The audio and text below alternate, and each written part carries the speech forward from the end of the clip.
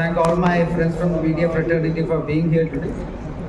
I'm joined by my senior leaders from the state of Tripura, State President Sri Rajiv Bhattacharya ji, and former Chief Minister of Tripura, Sri Biplav Dev ji, the convener of Waqf Sudhar Abhiyan in Tripura, Sri Prakash Das ji, and other colleagues.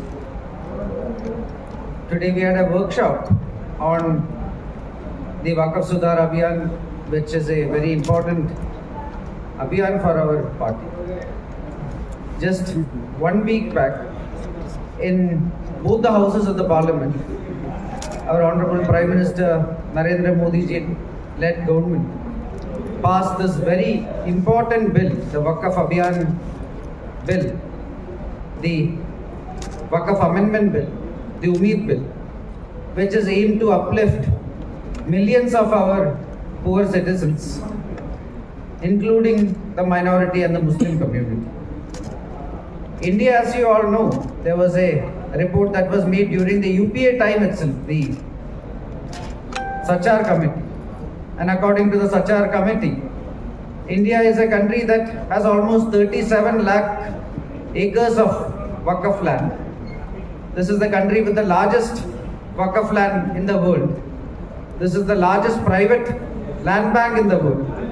And according to a report during the UPA time itself, this was worth almost 10 lakh crores in 2006, which in 2006 should have got us an income of almost 12,000 crores.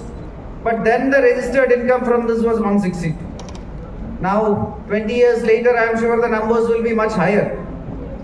Yet, the Waqf boards over time became a den of opaque practices, corruption and malpractices. The Waqf boards were meant to uplift and support the poor Muslim community, but they were excluded from all their practices. And finally, it took the courage and the leadership of our Honorable Prime Minister Narendra Modi ji to ensure that this was cleaned, there was transparency, there is efficiency, and the Waqf boards are modernized.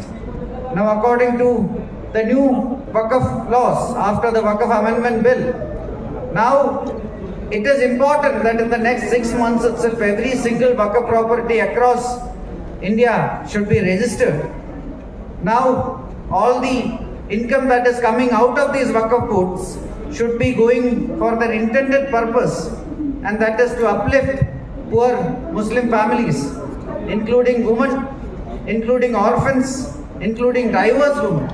And now, after the new Waqf amendments, now it is important that even marginalized minority Muslims, including Bohras, Ahmadiyyas, Aga Khanis, they all can also form their Waqf boards, and they can also be a part of this process. Earlier, in 2013, the UPA-led government had also created a draconian Article 40, and that gave arbitrary powers to Waqf boards across India to go and claim any land in India, and the onus was on the landowner to prove that the land was theirs and not the Waqf board. They also had a situation where they could not go to a court. They had to go to the Waqf tribunal, and this was a closed ecosystem which was ensuring that our people did not get justice. Now, alongside the removal of Article 40, all these unjust practices are also removed, and Narendra Modi ji has ensured that now our people from all religious communities, wherever they are from, have justice, equality, and our poor Muslim brothers and sisters, including minority Muslims like Bohras, Ahmadiyyas, and Aga Khanis, they all can get justice, and they all will be getting the maximum benefit from the Waqf boards in a country which has the largest Waqf land bank. This will bring transparency also with a new change that has taken place. Thank you for the question. I believe that I had already gone through it earlier. Yes, you are right, and that is when after the new amendments, once already it is a law, the President has already signed the bill. And now, from now on, there will be a lot of transparency, because in the next 6 months, every single Waqf property have to be registered. And you can only register if you actually have the requisite documents. And then, yes, every amount that comes out of these Waqf properties also, it has to go for the intended cause, and that is to support poor Muslim families. Now you cannot divert it to wherever you want. It has to go for the intended cause. There is a lot of misconception that is spread by our opposition, and that is the government of India is trying to take over Waqf properties. No, this is never the intention. The Honorable Home Minister himself in the floor of the Parliament had very clearly mentioned there is a difference between Waqf and Waqf Board. Waqf Board is just it is an organization. It is a statutory organization, a regulatory organization that is just created to administer these Waqf properties. The government of India is not doing anything with any of these Waqf properties. They are including religious sites. The government of India is not doing anything there. The government is only creating some reforms in the administrative setup, which is a Waqf Board, where now at least 2 women has to be there. Now at least 2 non-Muslims has to be there. All that to increase transparency. But it is an administrative setup, and the government has ensured now the administrative setup has to follow regulations to ensure that there is transparency, to ensure that there is accountability, and to ensure that the actual recipients of the Waqf, the amount that is coming out, it will be going to the actual beneficiaries, which is poor Muslims, women, orphans, divorced women, etc. So it is meant for uplifting people. We are not doing anything with any of the religious sites. The government is not meddling with anything in the religious sites, and the government is only ensuring that there are reforms in the administrative side. There is a huge difference here. স্বাগত জানাচ্ছি।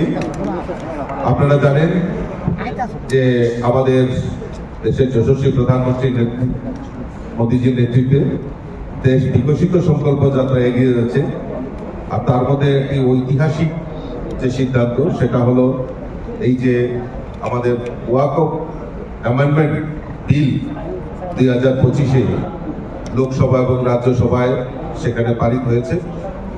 এবং এই লোকসভায় যে আমাদের এই যে ওয়াকফ amendment বিলকে নিয়ে বিভিন্ন জায়গায় বিরোধীরা বিভ্রান্তি করার একটা প্রয়াস করছে। তো আমাদের রাষ্ট্রীয় যে সভাপতি আদরণীয় জেপি নাড্ডাজি এই বিলকে সামনে রেখে এই বিলের কেন প্রয়োজনীয়তা সেই সম্পর্কে জনসমক্ষে তুলে ধরার জন্য আমরা আগামী 20 তারিখ থেকে 5ই মে পর্যন্ত আমরা বিভিন্ন কর্মসূচির মাধ্যমে অ্যাওয়ারনেস প্রোগ্রাম করব। তারই অঙ্গ হিসাবে আমাদের রাষ্ট্রীয় টলি নির্মাণ করা হয়েছে মাননীয় রাষ্ট্রীয় জেনারেল সেক্রেটারি রামধন আগরওয়ালজির নেতৃত্বে। তো তার মধ্যে আমাদের অনিল অ্যান্টনিজি, যিনি রাষ্ট্রীয় সম্পাদক, উনি এই টলিতে রয়েছেন। উনি আজকে আমাদের স্টেট টিমের একটা যে ওয়ার্কশপ হয়েছে সেই ওয়ার্কশপকে সম্বোধন করার জন্য উনি এসছেন। তো আমাদের আপনাদের সামনে উনি ওনার বক্তব্য তুলে ধরবেন। এবং আমাদের মধ্যে রয়েছেন আমাদের রাজ্যের প্রাক্তন মুখ্যমন্ত্রী, আমাদের সবার প্রিয় নেতা শ্রী বিপ্লব কুমার দেব মহোদয়, আমাদের বিল্লাল মিয়া প্রকাশ দা, যিনি এই কর্মসূচির কনভেনার, প্রদেশ সাধারণ সম্পাদক অমিত রকিত উপস্থিত রয়েছেন। আমি মাননীয় অনিল অ্যান্টনিজিকে বলবো আপনাদের সামনে কিছু বলার জন্য।